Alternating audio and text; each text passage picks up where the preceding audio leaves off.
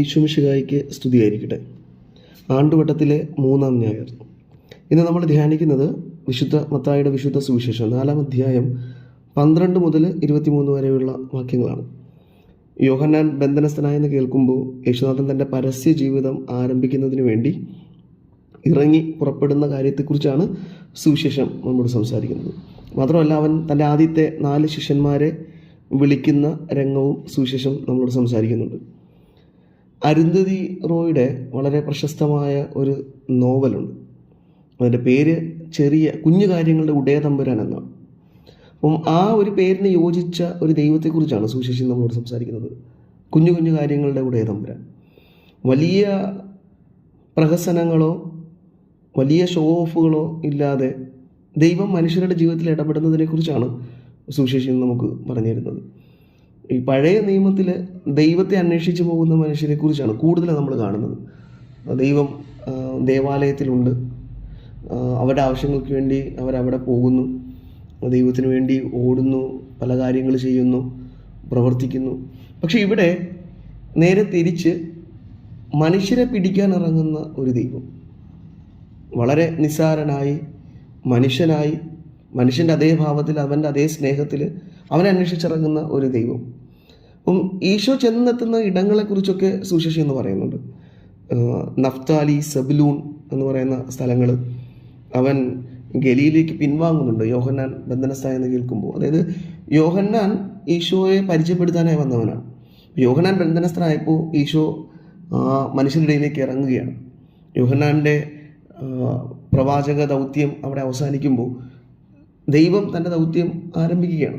അപ്പം ഈ ആരംഭം എന്ന് പറയുന്നത് ചെറിയ ചെറിയ കാര്യങ്ങളാണ്. അവൻ അതിനിടയിൽ വലിയ അത്ഭുതങ്ങളൊക്കെ പ്രവർത്തിക്കുന്നുണ്ടെങ്കിലും അവൻ മനുഷ്യരിടയിലേക്ക് ഇടപഴകുന്നത് ആ പഴയ നിയമത്തിൽ നമ്മൾ കാണുന്ന ദൈവത്തിൻ്റെ മുഴുവനും പ്രാഭവവും ശക്തി വൈഭവവും കൊണ്ടൊന്നുമല്ല. വളരെ ചെറിയ രീതിയിൽ മനുഷ്യർക്ക് മനസ്സിലാവുന്ന രീതിയിലുള്ള അതാണ് അവൻ ചെന്നെത്തുന്ന ഇടങ്ങളൊക്കെ നമ്മൾ കാണുന്നത്. അവൻ മനുഷ്യരുടെ ഇടയിലേക്ക് ഇറങ്ങി വരികയാണ്. മനുഷ്യരെ പിടിക്കുന്ന ഒരു ദൈവം, മനുഷ്യരെ പിടിക്കാൻ ആഗ്രഹിക്കുന്ന ഒരു ദൈവം. അവന് മനുഷ്യരോട് അഗാധമായ സ്നേഹമാണ്. അതുകൊണ്ടാണ് മനുഷ്യരായിരിക്കുന്ന ഇടങ്ങളിലേക്ക്, പ്രത്യേകിച്ച് ഇവിടെ പറയുന്ന അന്ധകാരത്തിൽ കഴിഞ്ഞിരുന്ന ജനതകളുടെ ഇടയിലേക്ക്. സാധാരണ രീതിയിൽ ഇവിടെ അന്ധകാരം കൊണ്ട് ഉദ്ദേശിക്കുന്നത് ദൈവത്തെ അറിയാതെയൊക്കെ ഇരുന്ന മനുഷ്യരുടെ ഇടയിൽ. ഇപ്പം ഇവിടുത്തെ ദൈവത്തെക്കുറിച്ച് പറയുന്നത് ദൈവം മനുഷ്യർ എന്നെ അന്വേഷിച്ച് വരട്ടെ എന്ന് പറഞ്ഞ് കാത്തിരിക്കുന്ന ദൈവമല്ല. അവർ ദൈവത്തെ അറിയാത്ത അന്ധകാരത്തിലാണെങ്കിൽ ദൈവമാകുന്ന പ്രകാശം, ക്രിസ്തുവാകുന്ന പ്രകാശം തന്നെ അവർക്ക് വെളിപ്പെടുത്താനായി അവരുടെ ഇടയിലേക്ക് കടന്നു വരികയാണ്. അപ്പോൾ അങ്ങനെ ഈശോയെ നമുക്ക് വളരെ മനോഹരമായി മനസ്സിലാക്കാൻ കഴിയും. എൻ്റെ ജീവിത സാഹചര്യങ്ങളിലേക്ക്, എൻ്റെ അന്ധകാരപൂർണമായ ജീവിതത്തിലേക്കൊക്കെ ഇറങ്ങി വരുന്ന ഒരു ദൈവിക സാന്നിധ്യം, ആ ഒരു ഈശോയെ നമുക്ക് വെളിപ്പെട്ട് കിട്ടുന്നത്. അപ്പോൾ എൻ്റെ ജീവിതം ഏതവസ്ഥയിലായിരുന്നാലും ഈശോ എൻ്റെ ജീവിത പരിസരങ്ങളിൽ ഇങ്ങനെ നടക്കുന്നുണ്ട്, എന്നെ വിളിച്ചുകൊണ്ട്. മനുഷ്യരെ പിടിക്കാൻ വരുന്ന ദൈവമാണ്, എന്നെ വിളിക്കണം. അപ്പോൾ ആ വിളിയുടെ ഒരു പിന്തുടർച്ചയാണ് അവൻ അപ്പോസ്തലന്മാരെ വിളിക്കുകയാണ്. ആദ്യത്തെ 4 പേരെ അവരെ വിളിക്കുന്നതും വളരെ മനോഹരമായിട്ടാണ്. വളരെ ചെറിയ ഒരു രംഗമാണ്.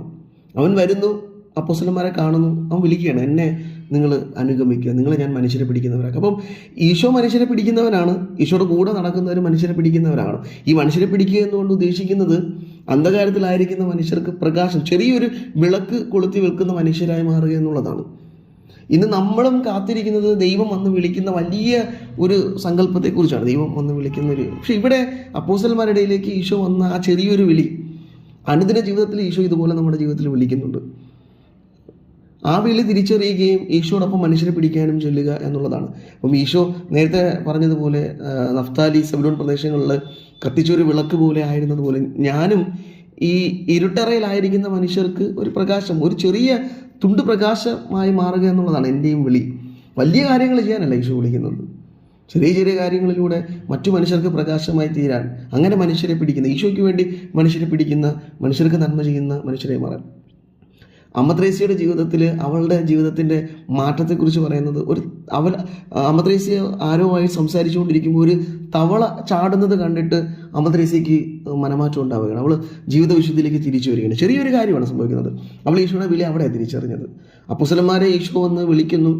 ഈശോ വിളിച്ചു തന്നെ അവർക്കുണ്ടായിരുന്നതൊക്കെ ഉപേക്ഷിച്ച് ഈശോയെ അനുഗമിക്കുന്നത് പോലെ ഈ മദർ തെരേസയുടെ ജീവിതത്തിൽ ഒരു ട്രെയിൻ യാത്രയിലാണ് മദർ തെരേസയ്ക്ക് വിളി കിട്ടുന്നത്. പാവപ്പെട്ടവർക്ക് വേണ്ടി ജീവിക്കണമെന്ന വിളി, അവൾ ആ വിളി തിരിച്ചു വന്നു. അപ്പോൾ അങ്ങനെ ചെറിയ ഇടങ്ങളിലൊക്കെ ദൈവം നമ്മളെ വിളിക്കുന്നുണ്ട്. ആ വിളി തിരിച്ചറിയുക എന്നുള്ളതാണ് കുഞ്ഞു കാര്യങ്ങളുടെ ഉടയ നമ്പുരാൻ നമ്മളോട് ആവശ്യപ്പെടുന്നത്. ചെറിയ ചെറിയ കാര്യങ്ങളിലൂടെ അവൻ നമ്മളെ ഇങ്ങനെ വിളിക്കുന്നുണ്ട്. ഈ വിളി തിരിച്ചറിയുകയാണ് പ്രാധാന്യം. ഇപ്പോൾ നമ്മുടെ ജീവിത സാഹചര്യങ്ങളിൽ എൻ്റെ കുടുംബത്തിൽ സങ്കടപ്പെട്ടിരിക്കുന്ന എൻ്റെ ഭാര്യയെ കാണുമ്പോൾ ആ സങ്കടം അകറ്റാനുള്ളതാണ് ഈശോ എനിക്ക് തരുന്ന അന്നത്തെ വിളി. അവിടെ ഞാൻ സന്തോഷം സമാധാനം പകരുന്ന ഒരു മനുഷ്യനായി മാറുക എന്നുള്ളതാണ്. സ്കൂൾ പരിസരങ്ങളിലൊക്കെ പഠിക്കാൻ ബുദ്ധിമുട്ടൊക്കെ അനുഭവിക്കുന്ന കുഞ്ഞുങ്ങൾ, അവർക്ക് ഒന്ന് സഹായമായി മാറുകയാണ് ഒരു അധ്യാപകൻ്റെ വിളി. ഈശോ നൽകുന്ന വിളി അതാണ്. സുവിശേഷം എന്ന് പറയുന്നത് ക്രിസ്തുവിനെ കുറിച്ച് പറയുക മാത്രമല്ല, ക്രിസ്തു ജീവിതത്തിൽ പ്രാവർത്തികമാക്കിയിരുന്ന നന്മകൾ ജീവിതത്തിൽ പ്രാവർത്തികമാക്കി മറ്റു മനുഷ്യർക്ക് പ്രകാശമായി മാറുക എന്നുള്ളത് കൂടെയാണ്. അതാണ് ഈ കുഞ്ഞു കുഞ്ഞു കാര്യങ്ങളുടെ ഉടയ നമ്പുരാൻ നമ്മളെ പഠിപ്പിക്കുന്നത്. ഈശോ അങ്ങനെയാണ് നമ്മുടെ ജീവിത സാഹചര്യങ്ങളിൽ നമ്മയും ആവശ്യപ്പെടുന്നത്. നമ്മളെയും മനുഷ്യരെ പിടിക്കുന്ന മനുഷ്യരാക്കാൻ അവൻ ആഗ്രഹിക്കുന്നത് അങ്ങനെയാണ്. ഇപ്പം ഒരു ചെറുപ്പക്കാരൻ ജോസഫ് എന്നാണ് പേര്. അപ്പം അവൻ ധ്യാനം കൂടി തിരിച്ചു വരുമ്പോൾ അവന് ഈശോയെക്കുറിച്ച് പ്രഘോഷിക്കണം. അവനും ദൈവവിളി കിട്ടി. അപ്പോൾ എങ്ങനെ ചെയ്യണം എന്ന വലിയ സ്റ്റേജുകളൊക്കെ കെട്ടി ഈശോയെ പ്രഘോഷിക്കാനല്ല അവൻ ആഗ്രഹിച്ചത്. അവൻ ഓട്ടോ ഓടിക്കുന്ന ഒരു മനുഷ്യനാണ്. അവൻ ചെയ്തത് ഓട്ടോയിൽ അവൻ തിരുവചനങ്ങളൊക്കെ കുറിച്ച് അവിടെ ഇവിടെയൊക്കെ എഴുതി ഒട്ടിച്ചു വെച്ചു. വരുന്ന മനുഷ്യരോട് അവരോട് ഈശോയെക്കുറിച്ച് പറയാൻ തുടങ്ങി. എന്നിട്ട് ഈ മനുഷ്യർ ഇനി അഥവാ ഈശോയെക്കുറിച്ച് കേൾക്കാൻ മനസ്സിലാത്ത മനുഷ്യരാണെങ്കിൽ അവരുടെ പേര് ചോദിച്ച് മനസ്സിലാക്കി വണ്ടി ഓടിക്കുന്നതിനിടയിൽ അവൻ ഈശോയ്ക്ക് സ്തുതിച്ച് ഈ മനുഷ്യരെ സമർപ്പിച്ച് പ്രാർത്ഥിക്കാൻ തുടങ്ങി. അതായിരുന്നു അവൻ ചെയ്ത ദൈവം. അപ്പോൾ അവൻ പറയുന്നുണ്ട് ഒത്തിരി മാറ്റം അവൻ മനുഷ്യർ കാണുന്നുണ്ടെന്ന്. അതായത് ഈ ഓട്ടോയിൽ ദുഃഖത്തോടും സങ്കടത്തോടും ഒക്കെ വരുന്ന മനുഷ്യർക്ക് വേണ്ടി ഇവൻ പ്രാർത്ഥിക്കുമ്പോൾ അവരുടെ മനസ്സിലൊരു പ്രതീക്ഷ വരുന്നതും അവരുടെ ഇരുണ്ട ജീവിതങ്ങളിൽ ക്രിസ്തു എന്ന പ്രകാശം വളരെ മനോഹരമായി പ്രതിഫലിക്കുന്നതും അവൻ കാണുന്നുണ്ട്. അപ്പോൾ ഇതാണ് ദൈവവിളി നമ്മളോട് ആവശ്യപ്പെടുന്നത്. എൻ്റെ ജീവിത സാഹചര്യങ്ങളിൽ എൻ്റെ ഇടങ്ങളിൽ എൻ്റെ ആവശ്യമുള്ളവർക്ക് ഈശോയെ നൽകുന്ന മനുഷ്യനായി ഞാൻ മാറണം. അത് ഒരു പുഞ്ചിരിയാകാം, ചെറിയ ഒരു സന്തോഷം നൽകുന്നതാകാം. അപ്പോൾ മറ്റു മനുഷ്യരുടെ പ്രകാശം കെടുത്തിക്കളയുന്ന മനുഷ്യരായി നമ്മൾ മാറരുത്. അവരുടെ ഇരുട്ടിൽ പ്രകാശം നൽകുന്ന മനുഷ്യരായി മാറണമെന്നാണ് യേശുനാഥൻ ഇന്ന് നമുക്ക് നൽകുന്ന ഒരു വിളി. അപ്പോൾ ഈ അപ്പോസ്തലന്മാർ അതിന് ചെയ്തത് ഒരു ഉപേക്ഷിക്കൽ അവിടെ നടക്കുന്നുണ്ട്. അവർ വള്ളം ഉപേക്ഷിച്ച് ഈശോയെ അനുഗമിച്ചെന്ന് പറയുന്നത്. അതുപോലെ ഈശോയെ അനുഗമിക്കാൻ ഞാനും ചെറിയ എന്തെങ്കിലുമൊക്കെ ഉപേക്ഷിക്കലുകൾ നടത്തുന്ന മനുഷ്യനാവണം. ഞാൻ എൻ്റെ ജീവിതത്തിൽ കുറേ പ്രാധാന്യം നൽകി ദൈവത്തിന് പകരം വെച്ചിരിക്കുന്ന ചില കാര്യങ്ങൾ അതൊക്കെ ഒന്ന് ഉപേക്ഷിച്ച് എൻ്റെ ഈശോയ്ക്ക് വേണ്ടി മനുഷ്യർക്ക് പ്രകാശം നൽകുന്ന, മനുഷ്യരെ പിടിക്കുന്ന മനുഷ്യനായി മാറാൻ ഞാൻ ഈ വിളി എനിക്ക് ഈശോ നൽകിയാണ്. അപ്പോൾ ഈ വചനം ധ്യാനിക്കുമ്പോൾ ഈശോയോട് നമുക്കും പ്രാർത്ഥിക്കാം. ഞാൻ ആയിരിക്കുന്ന സാഹചര്യങ്ങളിൽ ഈശോയുടെ വിളി തിരിച്ചറിയാം. ഈശോയുടെ സ്നേഹം പകരുന്ന ചെറിയ ചെറിയ ഇടങ്ങളിലൊക്കെ അങ്ങനെ സ്നേഹം പകരുന്ന മനുഷ്യനെ തീരാനുള്ള കൃപ നൽകണമെന്ന് ഈശോ അതിന് നമ്മെ സഹായിക്കട്ടെ. ആമേൻ.